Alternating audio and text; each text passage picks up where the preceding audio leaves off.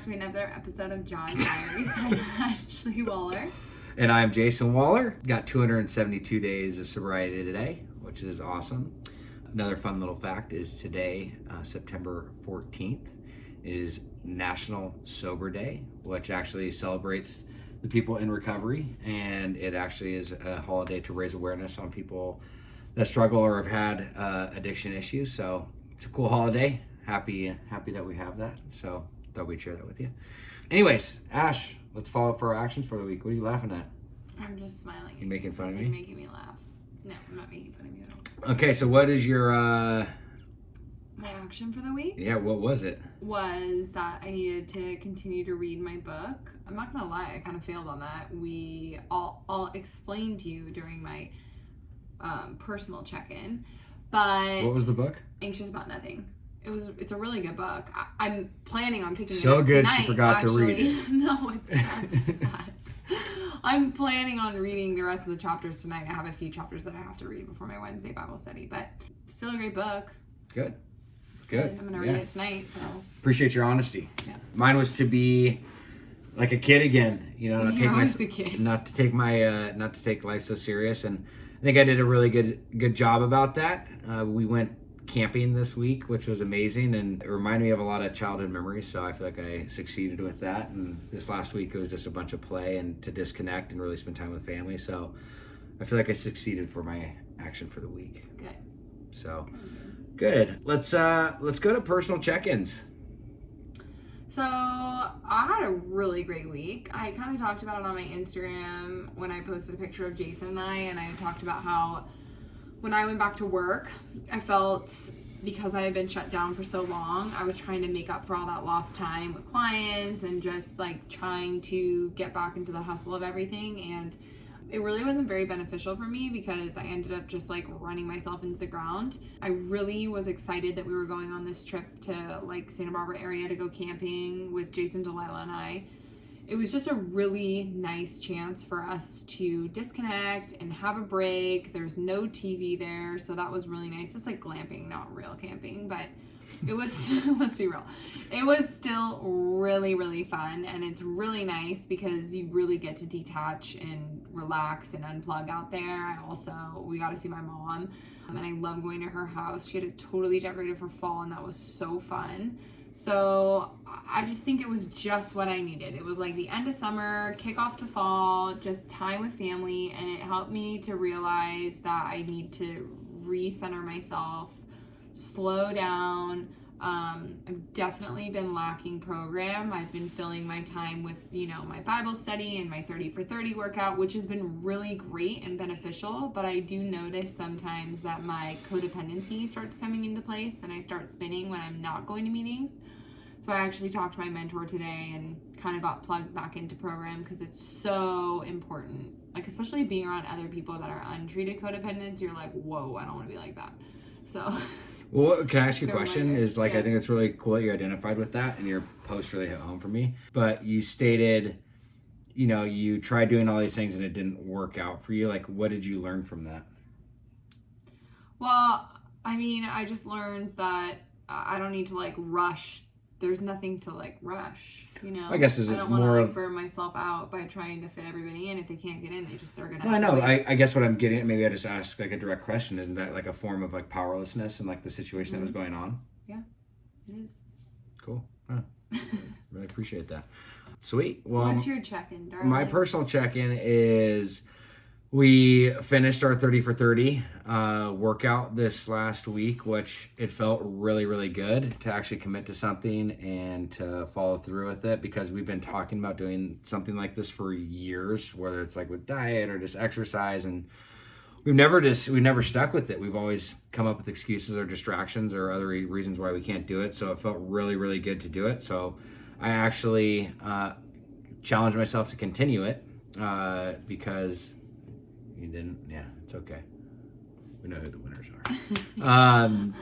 No, but it's something that it's not only wanting to get in shape and to feel better, but it was just more of I have more energy. I just noticed I'm a lot happier. And it's actually another tool that I've added. Like when I'm just like stressed or I'm overwhelmed, like I'm really able to turn to working out because I feel such a relief after I do it. So that's really important though too. Sorry, I did not just mean to cut you off. You want to finish what you were saying? Well, go ahead. You already did. Sorry. I was just going to say, it's important that we acknowledge too, like the fact that you're able to do like 30 for 30 every single day and you can commit to that. For me, that was way too much. Like on top of work, I stand at work all day long, and to try and fit in working out, like I'm trying to dedicate 4 to 5 days of working out because those like 2 days I really need rest for my body. I just can't do that every day. It was just way too much for me. So being able to acknowledge that, like just because it fits certain molds doesn't mean it fits everybody's. You have to do what's best for you. And if you have to modify. If you have to take a day of rest, take a day of rest. Like listen to your body. It's important. No, you bring up a really good point. It's something for me, I really benefit from it. And again, every single day is different. You know, some days we're literally just taking Louis for a 2-mile walk versus like actually working out or hitting the heavy bag or going to go surf or play tennis, whatever it is. But it's just something too that I've also incorporated, like when we went camping or glamping, whatever you want to call it. I mean, minus like all the stuff that you do around the campfire and the cooking and the s'mores. Like every day we did activities. You know, even Delilah started to go on little hikes with us. We went up to like the llama farm and we went and saw a bunch of sheep and goats. And you know, the next day we rode our bikes down to the beach, and you know, then we went hiking and like in a totally different route up what Bill White's trail or something. Bill Wallace's trail. So it's just more of it's like it's created more opportunity for activities and stuff for especially Ash and I to do things together. So we do a date night every Tuesday, and some of the times it's we want it to be, you know, where it's intimate. We're going to dinners and we're doing stuff alone, but it's also turned into like sometimes we go on hikes, sometimes we just go down to the beach and do a long walk. It's cool, and it's crazy because we've incorporated so much more activity into our lifestyle since the 30 for 30. I will say that's like exactly what you're touching on. Even going away and camping, we probably would have never done as many activities as we did. Probably would have done 1 or 2 of the things instead of every day we did something that was active. And we like got up and it was so nice. It was. So overall, check-in is really good. I needed to disconnect. I have not disconnected for like 5 or 6 days as long as I can remember, like that, where I literally shut off. It was amazing because we didn't have TV. I'm a person that when I get home, I love, you know, watching TV or just to kind of escape. But it's also something that I took away from the camping trip or the glamping trip is when we get home from work and after we spend time with Delilah, have dinner and stuff, is like no TV for, you know, an hour. We actually like communicate. And that's like one of the best things about the glamping trip is Ashley and I spent hours just talking. We haven't done that. And when we do connect when we're at the house and stuff, it's just like catching up. How was your day? Like this was actually going back and seeing like just memories and different things about her family, like talking a lot about her dad and just the different things that we loved when we grew up. Like there's so much we don't know about each other. And it's like, we take those things for granted, I guess, because it was really, we died laughing on multiple occasions on just like different things that we used to do or things that we liked. And so I got a lot out of that. I highly advise for those of you that are out there, whether you're in a relationship, you're married, you're not, like get with a couple friends and get away. Disconnect for a little bit. And I know it's been hard through COVID. And we've gone, you know, up to Arrowhead. We've gone to the desert. We've done like just little trips and stuff where we're always with family or, you know, extended family. And we've never been able to disconnect. And it was very beneficial, feel really recharged. And I had a really good day today at work, which was awesome. So I did too. It was like really nice. As much as I could have waited another week to be camping again, I like loved going back to work. I was like, yes, I'm ready to conquer the week. Like you just have so much more appreciation for everything. You do. I agree. So that brings us to the topic. I actually saw this today and it actually really resonated and hit home. Somebody said a regular routine stabilizes your recovery.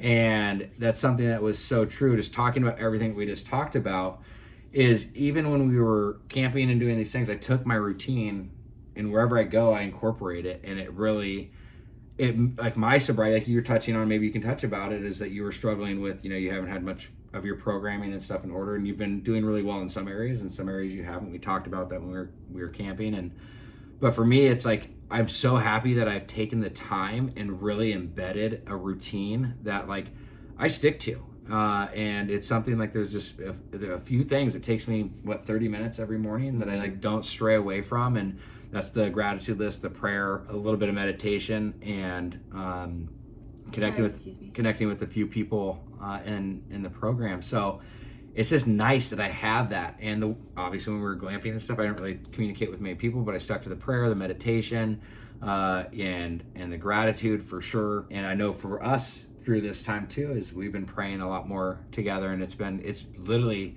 like a sigh of relief after we pray now. And it's been so nice. And so again, as I think there's areas that you're building up, but the stability, what am I talking about, boring or what? But a regular, I'm not even meaning to yawn. But a regular routine stabilizes your recovery. And I think, again, that's where I think that I will call it as I see it, is I think that's where there's a lot more consistency with the stuff that I have, where there's a lot of things, you even brought this up, is where you've had a lot of like highs and lows with stuff. Yeah, and I feel very fluid with stuff, and it's taken a long time to get where we're at, but maybe you can talk about it from your side. Well, it's interesting because from a personal standpoint, like the fluidity for myself is a lot more difficult for me to like create that routine, but now you're gonna make me yawn. I think when it comes to Delilah though, I'm really good about keeping her on schedule. Like every morning, wake up, get dressed. You know, you're allowed to watch. I didn't say you weren't good at that stuff. You're phenomenal with that. I'm talking about you. I know, but that's what I'm saying. When it comes to Delilah, I'm really good at like getting her routine. When it comes to myself, it's called a deflection, guys. My routine revolves around her too. So when I'm on vacation and stuff, and she's on a different routine, I think my routine kind of gets off. So that's really interesting. I'm glad you pointed that out because I don't really have. I mean, I have stuff I have to do to get done in the morning, but like a consistent, consecutive, every single morning, same thing. No. I just think it's something to look at. And that's like, it's almost like a challenge to you guys is like if you could set or have, a wake up time, just planting the flag and starting with a wake up time, like at 6 o'clock, and then like name one thing that you want to do right when you wake up and do that every single morning for a week, 2 weeks, and then add something into that, like on top of that. Don't like over excel it, like just keep it very simple. Start with a wake up time and the first thing that you want to do when you wake up, and then build upon that. And then something that we can talk about down the road that somebody's helping me with is my ideal 24, what like my ideal day would look like. So that's something I wanted to talk about, the structure of that. And I think it's even for you. I'm learning a lot right now, so I think this is very beneficial because my wake up time is normally your wake up time, which is like not the time you wake up because the alarm keeps going off and off. Yeah, mine fluctuates. I wake up either 5:30 or 6. I mean, it's like depends on how I feel. 6. So I feel like 6 is a good time. But again, don't beat yourself up around it. But I think for you, that may be something where we can turn into the action for the week. I think that'd be something that would really help you because you are super, super structured when it comes to Delilah, when it comes to work. But I feel like there's, and I don't want to take on my off days to make sure. No, I'm just saying there's no reason that you shouldn't have like a morning wake up, that get to bed at a certain time and have a morning wake up, and then have like the one thing that you want to do. Like an action for the day, or like one. I'm saying that should be your action for the day. Is you set a set time to wake up and then have the one thing that you want to do. Just a suggestion. The one thing that I want to do, I just want it to be clarity for the viewers and clarity for myself. So like say it would be like reading a chapter, or like it could be whatever you want. Yours is your gratitude list, right? Yeah, it could be waking up at 6 and making coffee. Like it's just starting with one thing and then building upon that. I think that would be really good. So if you want to take that, maybe that's a good action for the week. I love that.